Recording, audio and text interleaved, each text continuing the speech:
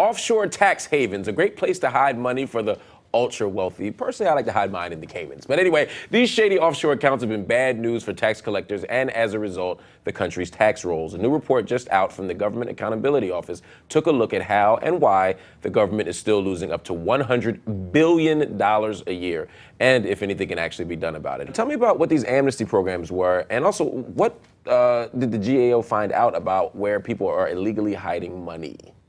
So, this got a lot of attention, this offshore tax haven stuff got a lot of attention during the 2012 presidential campaign because Mitt Romney was operating so many different offshore corporations and he had a Swiss bank account and all of this stuff. But there was never any proof that Mitt Romney had done anything illegal. He was going through all sorts of complicated things to reduce his tax burden, but it seemed like he was following the law. At least there was no evidence that he was breaking it.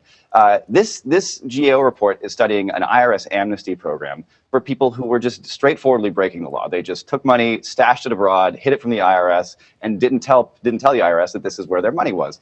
But in 2009, the IRS said, look, we've got a big list of people at this Swiss bank, UBS, who have been stashing their money abroad illegally, and we're going to go after them. But we don't have the staffing to go after every single one. So if you just come forward, we won't send you to jail. We'll keep your name anonymous, but you have to pay all your back taxes and a 20% penalty. And about 30,000 people came forward, and about 10,000 of those people have been processed. The IRS has collected about $5.5 billion from this so far, and we're learning all sorts of stuff about who is in the offshore tax haven criminal community. Zach, tell us a little bit, because the amnesty program, they revealed some interesting info on who exactly is hiding the money. So who are the main tax cheats? What do we know about it?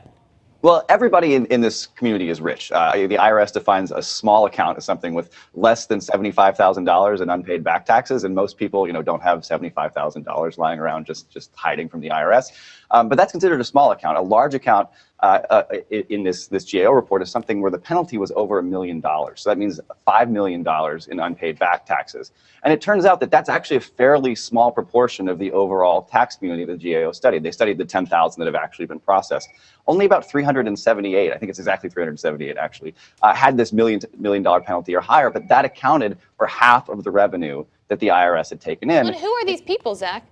Well, what's even more interesting is that half of those people inherited their account from a family member, which means there are basically two types of tax cheats. There are these super rich intergenerational families that are just passing down illegal wealth from generation to generation, and then there's everybody else.